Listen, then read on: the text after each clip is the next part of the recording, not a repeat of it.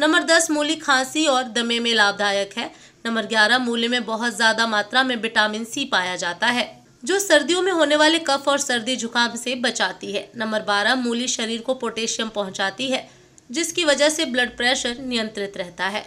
Number 13, मूली में अच्छी मात्रा में फाइबर पाया जाता है। जो लोग हर दिन सलाद के रूप में मूली का सेवन करते हैं, उनके शरीर में कभी भी फाइबर की कमी नहीं होती है। नंबर 14, अगर आपको दमकती त्वचा चाहिए तो हर दिन मूली का जूस पिएं। इसमें विटामिन सी और फास्फोरस होता है।